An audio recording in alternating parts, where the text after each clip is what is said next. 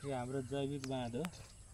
यहाँ यो देखा परिरहेको छ एउटा बाँस। यहाँनिर यो बाँस पलाएको छ नयाँ। यहाँ अर्को बाँस पनि यो पलाएको छ कि है। त्यसपछि अहिलेको अर्को बाँस पनि पलाएको छ है। यो ढलेन छ अहिलेको बाढीले भत्काउन सकेन। यो वर्ष चाहिँ कट्यो राम्रै भयो, कुनै पनि ड्याग भत्काएको छैन। यो बाँस पनि पलाएको छ है। त्यसपछि यो बाँस पनि सरेको छ। यो बाँस पनि सरेको छ। त्यसपछि यहाँको बाँसहरू त ढलेको छ।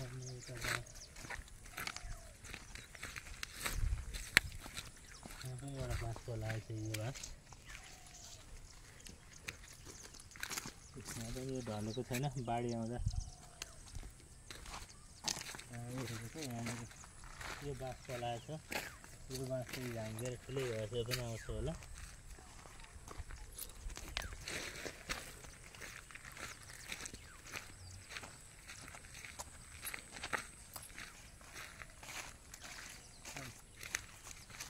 यो स्पोर पनि केही भएको छैन, ठिक छ।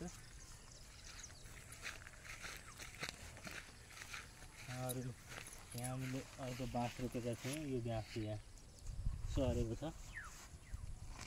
है। यो बाँस सरेको छ। यो बाँस पनि सरेको छ।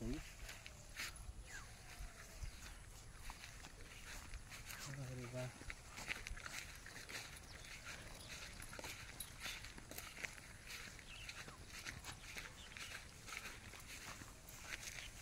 पनि यो बाँस पनि सरेको छ। यो स्टोर पनि ठिक छ, कुनै पनि स्टोर ढलेको छैन। यहाँ एउटा बाँस पलाएर आएको छ। यो बाँस पनि पलाएको छ।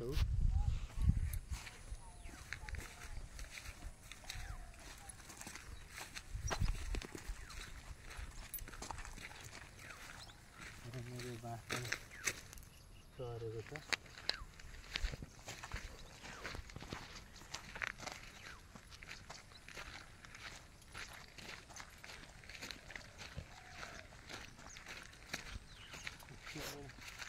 त्यहाँ बाँसको बोट छ एउटा। यो बाँस हामीले सारेको बाँस हो।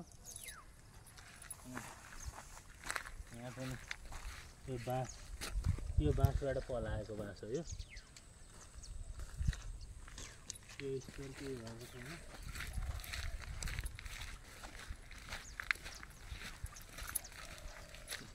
बाँस पलाएको छ।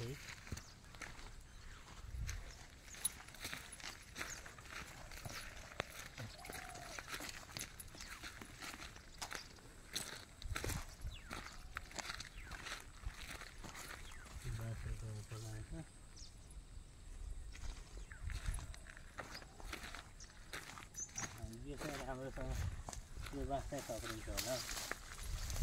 यो बनमाराले पानी दिएको छ। यो बाँस साह्रै राम्रोसँग पलाएको छ। यो पनि पलाएको छ। यो दुईटामा छिराउँछ रहेछ।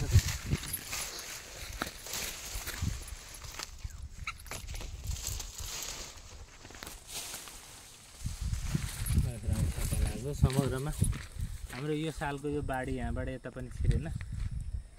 यो सहमति संस्था र डब्लुडब्लुएफले हामीलाई सहयोग गरेको थियो। मिलिजुली मध्यवर्ती सामुदायिक वनको दक्षिणी बेल्टमा बाढी यो वर्ष चाहिँ राम्रो नियन्त्रण भएको छ।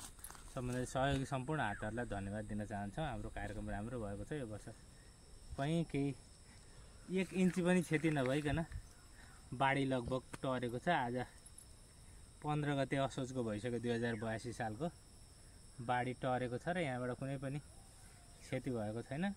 र हाम्रो बाँध पनि यो जैविक बाँध पनि भत्केको छैन। धन्यवाद।